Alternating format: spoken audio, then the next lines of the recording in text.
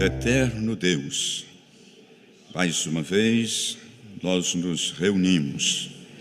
Estamos confiados de que este é o melhor lugar que poderíamos estar nesta hora. Um lugar onde a Tua Palavra tem o livre acesso para vir aos nossos corações e ocupá-lo como um trono, a fim de que este corpo místico do Senhor possa ter como se conduzir nesse tempo tão difícil que estamos vivendo. Ajuda-nos aqui a encontrar algo que a nossa fé possa ser aumentada. O enfermo sair curado, libertado, a força do Senhor para o enfraquecido, debilitado, e eles possam encontrar na Tua bendita palavra estas coisas que possam também beneficiar o corpo natural e físico aqui na terra onde vivemos. Pedimos isto no nome do Senhor Jesus Cristo. Amém.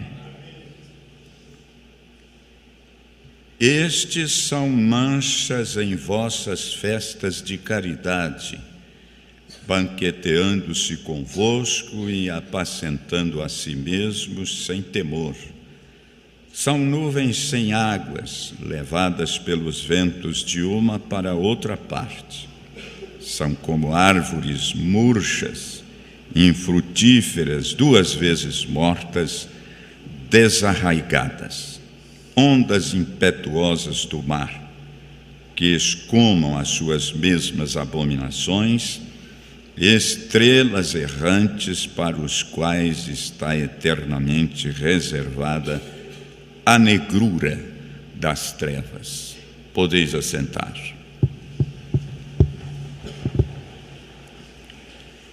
Carta de São Judas, versículo 12 e 13. Estas foram as palavras bastante francas, diretas, sem procurar nenhum rodeio, nenhum escape, de uma forma bem objetiva, de acordo com aquilo que o Espírito Santo deu a este apóstolo, para que isso ficasse escrito e todas as eras da Igreja do Senhor Jesus Cristo na terra pudesse conhecer as características figuradas nestes nomes que ele colocou: estrelas errantes, nuvens sem águas.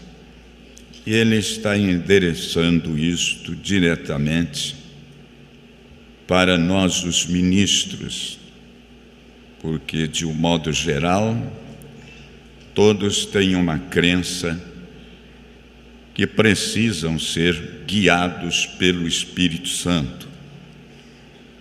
E a forma do povo, das pessoas serem guiadas pelo Espírito Santo, incluiu-se dentro da inspiração divina que Paulo recebeu, quando escreveu sua carta aos Efésios, mostrando que ele mesmo, ao subir ao alto, levou cativo o cativeiro e deu dons aos homens, uns apóstolos, outros pastores, outros evangelistas, outros mestres e profetas.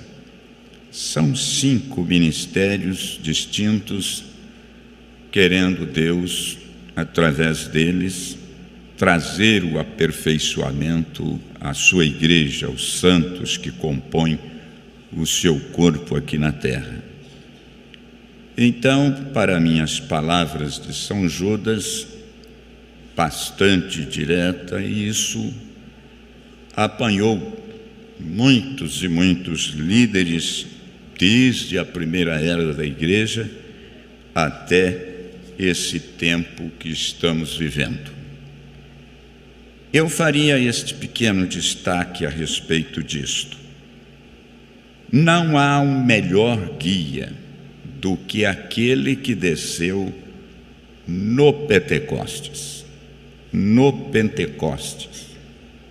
Não há um melhor guia do que aquele que desceu no dia de Pentecostes. Creio que todos nós não teríamos nenhuma dificuldade em confessar isso como uma grande verdade. Não tem como procurar um meio para ser corretamente dirigidos se você não encontrar neste quíntuplo de Efésios este Espírito Santo, que é o mesmo que guia o profeta, o apóstolo, o pastor, o evangelista, o mestre, que dá tudo nestes ministérios para aperfeiçoamento deste corpo. Então, eu gostaria de caminhar um pouquinho com a mensagem guia para tantos que estão aqui, tantos outros que nos acompanham através dos sistemas que transmitem a nossa mensagem. Estamos aprendendo aqui com ensinos do profeta desta era para saber como descobrir se estamos no caminho certo, e para estar nesse tipo de caminho certo, não há como caminhar nele sem um guia. Sem um guia. Ele tomou as coisas naturais, discorreu, dando aqui alguns exemplos bastante simples, mas mostrando que, na verdade, essas coisas naturais vêm para nós como que em paralelo, apontando para as coisas espirituais. Então, ele se refere aqui em alguns exemplos, talvez tomemos aqui uns dois deles. Ele se referiu a um grupo de escoteiros que havia cursado todo o curso e havia aprendido tudo que tinham que aprender, como cuidar-se de si mesmos e produzir-se um bom trabalho como escoteiros.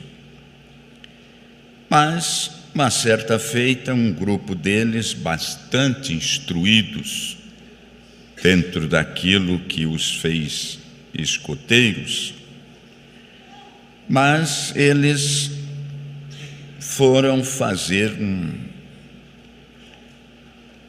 trabalho de andar pela floresta, lugares perigosos, e que, no entanto, aquilo exigia que eles, qualquer pessoa que fosse àquela região, tinha que ter um guia para aquilo, ser guia ou ter um guia capaz de conduzi-los quando chegassem as dificuldades, que em muitos casos, como neste, o fim foi a morte. Então, mesmo sendo eles escoteiros, sabendo como tomar conta de si mesmos, vai pensando nisso. Chega um momento que cada um de nós temos que cuidar de nós mesmos. Paulo advertiu a Timóteo: cuida de ti mesmo. E depois diz: e da doutrina, sabendo de quem tens aprendido. O som estava tão bom e sumiu um pouco aqui para mim, né? Então, vai demais, né? E então, Paulo deu este ensinamento a Timóteo. E isto é válido para todas as eras, para todos nós, especialmente os pregadores, porque nós temos que pregar, temos que espalhar a mensagem, o ensino, mas uma coisa nesse tempo exige uma resposta de nossa parte. Se alguém chega e diz: com quem tens aprendido? Você, como pregador, sabe dar essa resposta? Porque Paulo falou isso a Timóteo e disse que ele devia manter aquela fidelidade aos ensinos, sabendo de quem tens aprendido. Todos nós sabemos que Timóteo aprendeu com Paulo. Então nós precisamos nos identificar hoje como, em qualquer desses dons do quíntuplo de Efésios, se estamos sendo fiéis. Então temos aprendido do mesmo que Timóteo aprendeu. Ele aprendeu de Paulo, foi o primeiro mensageiro da primeira era da igreja. E fomos ensinados que os demais mensageiros que sucederam a Paulo, o Espírito Santo deu uma forma simples, mas segura ao profeta desta era, para enumerar desde Paulo até o 7º anjo. E ele disse que a chave que o Espírito Santo lhe deu foi as Escrituras e a história da igreja, para, através da história e da Escritura, qualquer o mensageiro que fosse para ser sua mensagem endereçada para aquelas eras, aqueles outros depois de Paulo tinha que ser os que se aproximasse mais aos ensinos de São Paulo. E assim ele enumerou todos que ele encontrou que estava em linha com aquilo que Paulo havia ensinado. Quando chegou a vez do 7º anjo, ele teve uma visão e foi à 6ª dimensão. E viu uma grande multidão e pessoas que vieram, cumprimentaram e chamando ele de irmão Brana. E ele viu tudo aquilo e aquilo que estava lhe dirigindo e falando com ele, mostrando as coisas. Ele estava admirado, aquele tanto de pessoas. Admirou uma jovem muito linda que passava por ali também, e chamando ele de irmão, e a voz lhe disse: você sabe quem é aquela jovem que você está admirando? Você não conhece? Ele disse: não. Ele disse: ela tinha 90 anos lá na terra quando você a batizou no nome do Senhor Jesus Cristo. E ele ficou admirado de vê-la tão jovem. Ora, ele disse que queria ver a Jesus. A voz lhe disse: você não pode ver ele agora, mas ele virá para você primeiro. Disso tem saído essa doutrina para ensinar que o irmão Brana tem que ressuscitar primeiro. Tudo bem, concordo, deve vir. O Senhor veio para ele primeiro já, porque levou ele para a 6ª dimensão, já cumpriu. Mas você quer mais que ele seja o primeiro a ressuscitar? Não tem dificuldade nenhuma em crer nisso. Não faço disso uma doutrina para ser diferente. Mas ele diz que Deus chamou o mensageiro, e o mensageiro chama a era e tal, e eles são julgados de acordo com aquilo que eles pregaram. Então, quando ele disse que queria ver a Jesus, a voz lhe disse: você não pode, ele demora mais um pouco, você tem que ir mais adiante, você ouvirá, ele virá para você primeiro. o assunto foi um pouco mais, e ele disse que aquela multidão, chamando ele de irmão, e quando mencionou aquela jovem, lhe foi dito que ele teria que responder pelo que ele tinha pregado, ensinado. Aí ele disse: mas e Paulo também terá que dar conta dos seus, os outros mensageiros? Disse: sim, cada um responderá para a sua era. E quando foi dito que ele viria a ele primeiro, o povo ficou entusiasmado e disse que estavam descansados nisto, quando ele disse: então eu estou seguro que Paulo pregou, eu também preguei, eu também tenho ensinado. Que segurança é isso para nós hoje? Vivemos o tempo e estamos debaixo da sombra da segunda vinda do Senhor Jesus Cristo. Agora, ali foi dito a ele, essa multidão grande, ele disse: esses todos são branas. Ele disse: não tem tanto brana assim na terra. Ele disse: não, são os seus convertidos. E eles disseram que estavam descansando-se nisto. Agora, para mim, a questão da ressurreição do irmão Brana vir para nós até onde ele falou e ouviu, eu creio nisso. Agora, quando se trata de vir trazer uma mensagem a mais depois de sua morte, porque o que ele disse do sétimo selo, que estaria oculto, e que ele trouxe à luz o que era o mistério para o corpo de Cristo, ele diz que é vida vivida. A igreja, a noiva, só tem a descansar nisto: vida vivida, vida dele em nós. Por isso, em cada mensagem, o irmão Brana já trouxe os ensinos de como é que temos a certeza de que ele está em nós. É quando nossa vida bate com a vida dele, com a dos apóstolos, com a dos cristãos primitivos. Você crê nisso?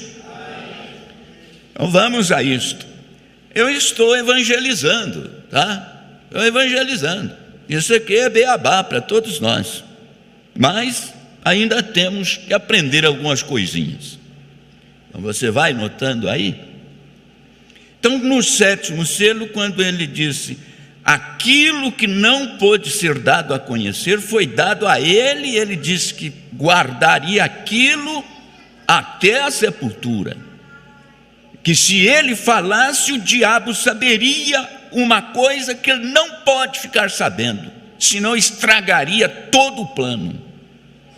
Então é que nós, nessa dimensão, não precisaríamos dele para isso, porque ele disse assim: isto será dado a conhecer na mera vinda do Senhor Jesus Cristo. Eu espero por isso.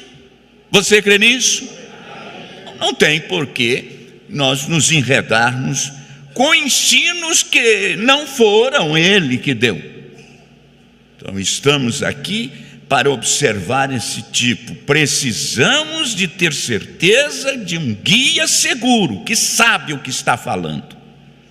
Então aqueles escoteiros, como exemplo disso, capacitados como eram, eles eram escoteiros, eles não eram apenas escoteiros principiantes, e eles eram escoteiros completos.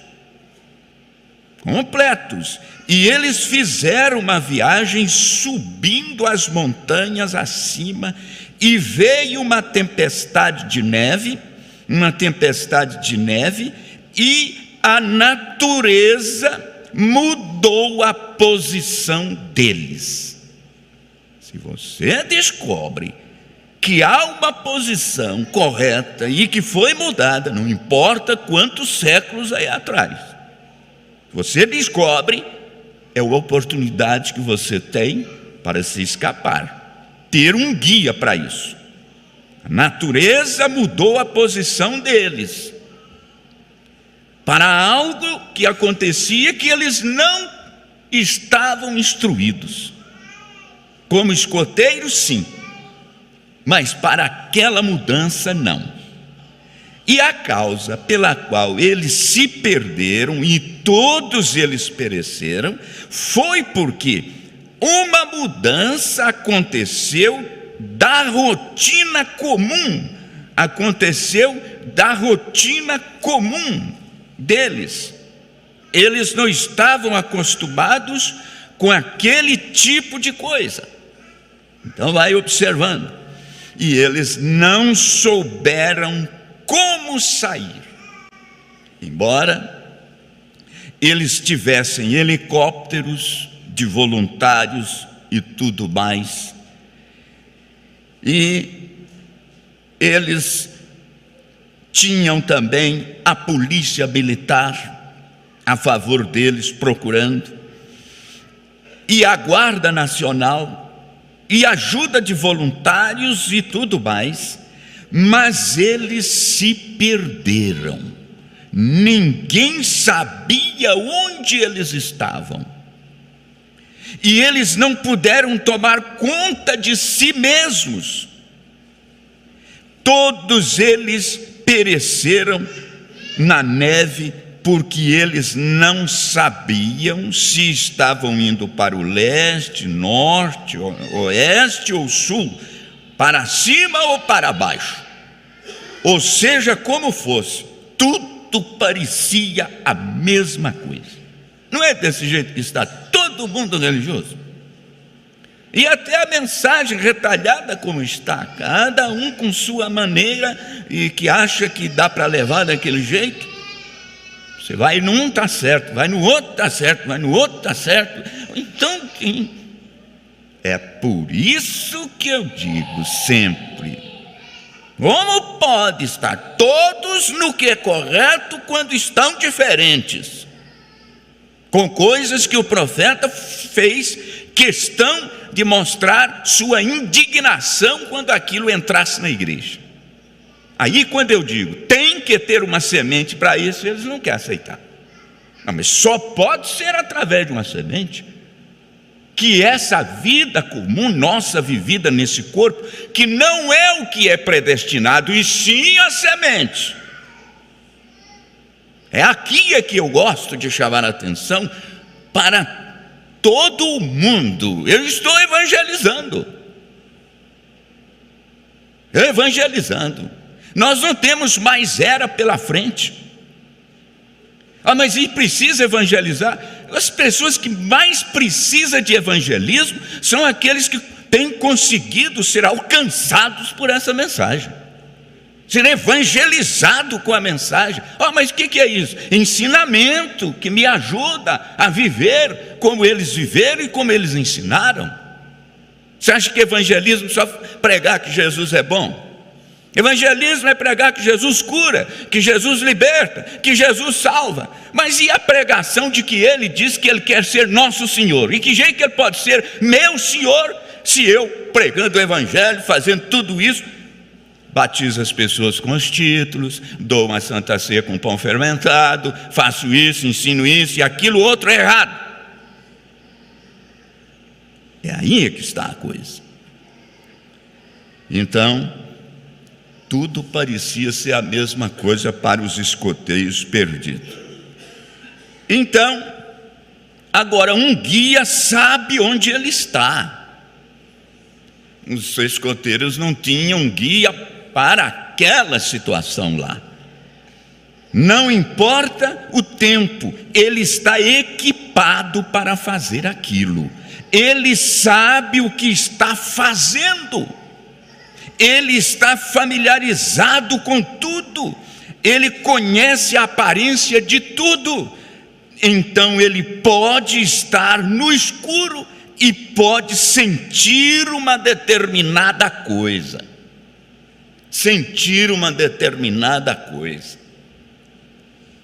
Pode estar no escuro, mas se ele é um guia para aquilo que é a natureza lá alterada, ele sabe que alguma coisa ele tem que atrai uma força para sair daquela situação, conhecer o caminho de volta como ele conhecia para chegar até aquele extremo lá. Então você vai observando, um guia sabe onde ele está. Então, isso está se referindo a estes escoteiros. E aí ele fala daquela maneira que são os chamados truques, que só os guias é que tem isso em ordem com ele.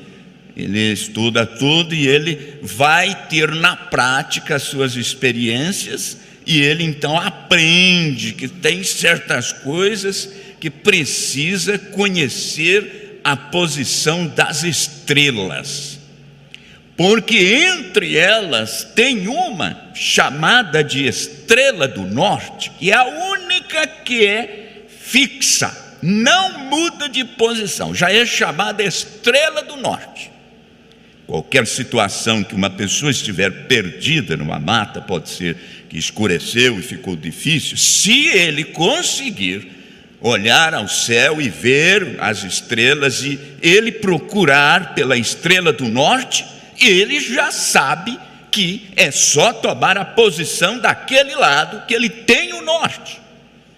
Outros truques, que é de passar a mão numa certa árvore lá, um musgo, e vir trazendo até encontrar uma diferença na grossura que vem vindo na casca, e ela fina, e ele já sabe qual é o lado norte naquela região. Estou mencionando isso, truque, que guias é quem sabe como localizar isso. Agora, irmãos, precisamos estar inteirados disso. Uma estrela especial chamada estrela do norte. Ele cita aqui mais um exemplo de um pai estonteado. É aquele pai que um dia estava lendo uma certa revista, tinha visto uma foto de uns gamos grandes, grandes veados, e ele tinha vontade de caçar um tipo de animal daquele. Mas ele olhou a revista, que mostrou que estava lá um ou outro em cima de uma rocha. Então, está em cima de uma rocha, deve estar em cima de uma montanha. Ele criou esse quadro, e ali ele pensou que se subisse no alto de uma montanha, ele encontraria estes gamos por lá. Ora, veio uma advertência: você vai pegando tudo que sai nessas revistas aí, você vai bater com a cabeça. Se você não conhecer as circunstâncias lá em cima da montanha, porque o tempo pode mudar, e foi o que aconteceu. Esse pai estonteado subiu a montanha e levou consigo um filho, 6 ou 7 anos. E logo ele cansou de acompanhar o pai. Eu estou cansado. Ele botou ele nas costas. Subiu, até que chegou lá em cima. E andou por lá procurando esses gamos, e o dia passou, e a noite chegou, e ficou escuro.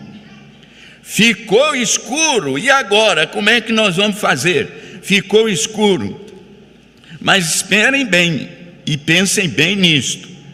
Ele não tinha sabedoria de guia, não tinha um guia consigo. O que ele fez? Agora tem que encarar. Veio uma tempestade, e ali foi o pior.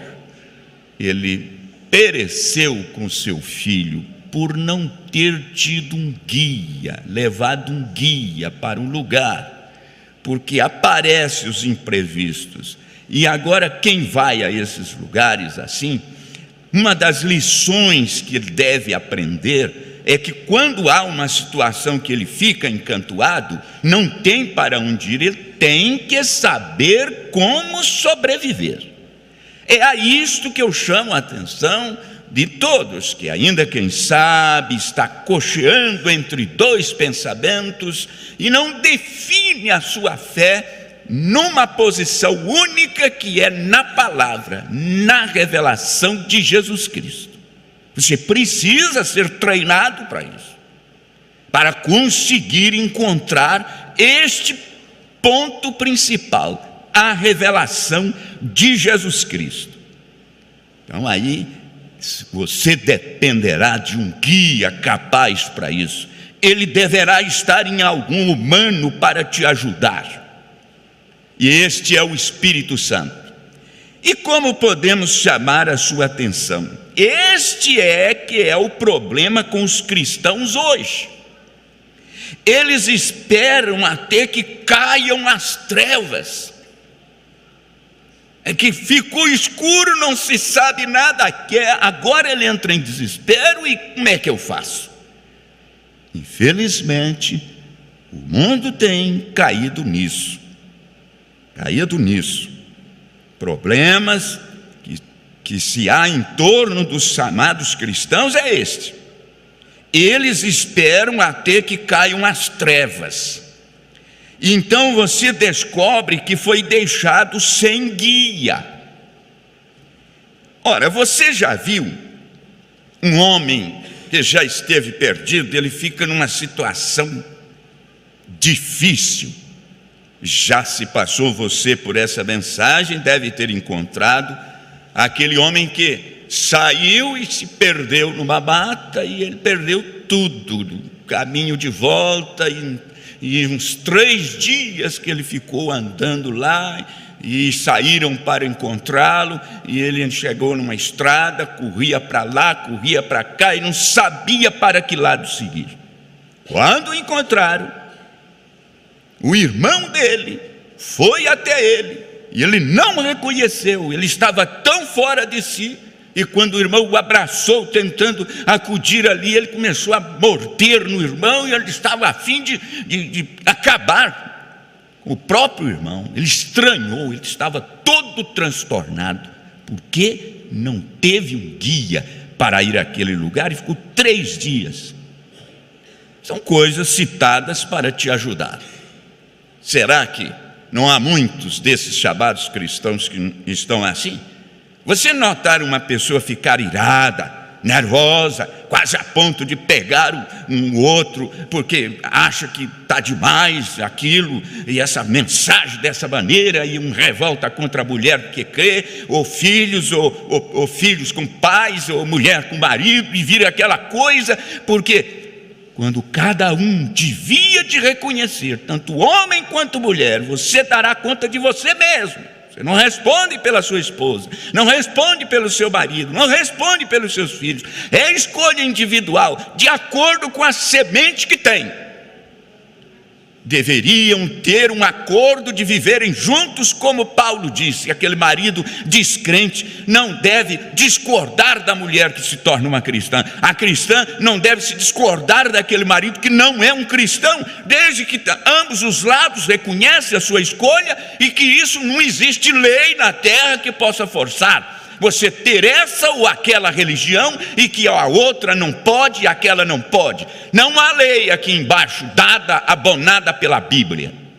É uma abertura para as pessoas escolherem o bem e o mal. Esteja esse bem para mim nessa mensagem, eu fico nessa mensagem. E está para você nessa mensagem, fica nessa mensagem. E está para você numa denominação, numa organização, num ismo, numa qualquer coisa, você vai ter que ser alimentado com aquilo de acordo com a sua fome, sua sede, que vem pela semente que tem.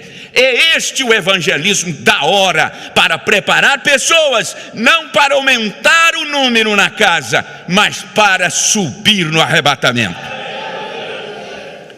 E eu quero concluir aqui. Todos vocês sabem, de acordo com esta mensagem, com a própria história da igreja, um certo tempo lá atrás, no ano 325,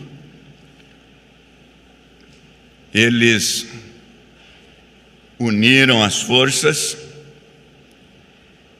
e tentaram impedir ou fazer uma mudança radical naquele vento que soprou no dia de Pentecostes. soprou no dia de Pentecostes naquele grupo que estavam no cenáculo. Soprou forte. Foi dito na Escritura, um vento veemente e impetuoso que os encheu com o Espírito Santo. E eles saíram para fora. No ano 325 depois de Cristo, esse mundo religioso organizado, a primeira denominação que surgiu, se empenhou nisso, em fazer uma mudança, colocar um outro vento, soprar um outro vento doutrinário, porque ventos de doutrina, assim falado na Bíblia, que Timóteo foi orientado a não crer nisso, não fosse nisso, e lá organizaram uma doutrina chamada Santíssima Trindade. Pegaram as palavras do Senhor Jesus, que ordenou que batizasse as nações em nome do Pai, do Filho e do Espírito Santo, e deram personalidade. O Pai é a primeira, o Filho é a segunda, o Espírito Santo é a terceira. Distribuíram a divindade única de um único Deus verdadeiro em 3 pessoas distintas. E daí então surgiu esse batismo de títulos que foi imposto no mundo. Milhares de cristãos morreram por não aceitar isso, mas se estabeleceram. O que estava acontecendo? Um vento veemente agora, com a força daqui de baixo, para romper com o vento soprado no dia de Pentecostes. Nunca conseguiram apagar de vez esse sopro, o primeiro sopro no Pentecoste. A igreja sofreu um revés daqui e dali, momentos que as trevas espirituais foram tantas que parecia que iria desaparecer com todos, e de repente a coisa foi levantada lá dentro, daquele necrotério de Apocalipse 17. Deus usou uma pessoa lá de dentro para pegar a Bíblia que estava trancada e havia sido queimada, misturada com os livros heréticos, os que eles achavam ser heréticos. Incluíram a Bíblia e queimaram, e ela ficou restrita àquele concílio. E um convertido lá dentro, que você sabe que foi Martinho Lutero, espalhou a Bíblia para o mundo, e nós damos graças a Deus, porque ali estava o mensageiro da quinta era, para trazer a Bíblia e espalhá-la no mundo. E hoje, por ela ter chegado às mãos de todos, aquela organização teve que mudar sua maneira. E havia substituído a Bíblia pelos seus catecismos e proibiu a leitura da Bíblia e recolheram as Bíblias.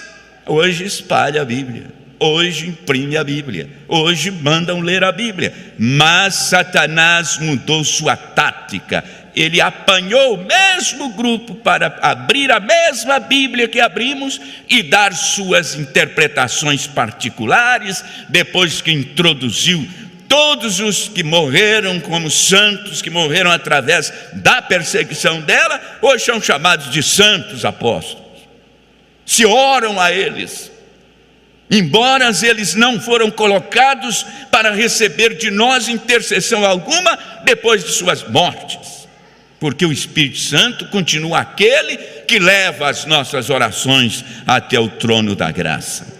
Então nós estamos chamando a atenção para você, quem sabe indeciso, meio assim, examine isto que estamos te falando, é a verdade de Deus para esta era, te preparando para a segunda vinda de nosso Senhor Jesus Cristo, que Ele possa encontrar seu coração tão pronto para sair daqui e refletir um pouco mais, e vamos caminhar juntos sempre, com esta intenção em seu coração, em nossos corações. Queremos te ajudar a acertar no alvo nesse tempo de grande confusão religiosa. Estamos aqui sem nenhuma simplesmente crendo no assim diz o Senhor. Que Ele nos ajude nesta hora, confiarmos muito na sua própria revelação nesse tempo, através do 7º anjo de Apocalipse 10, versículo 7. Vamos a este hino, encerrando aqui. Depois, enquanto eles estiverem cantando, se você tem uma necessidade, veio aqui para isto, deseja receber a oração, enquanto eles cantam, você vem e espera aqui, que nós vamos orar por você. Vamos a este hino. Depois que eles cantaram, um fundo musical seguirá e você receberá a oração, se você deseja isso nessa noite. Vamos lá.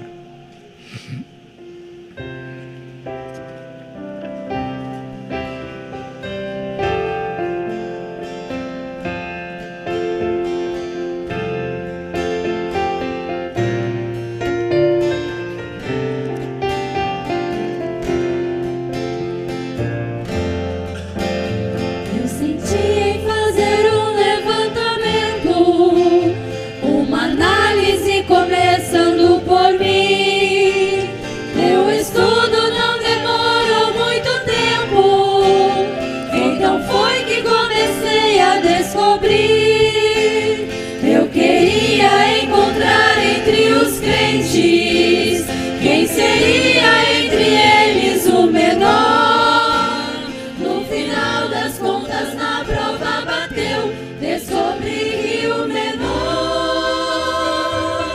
dos menores sou eu. Sou eu.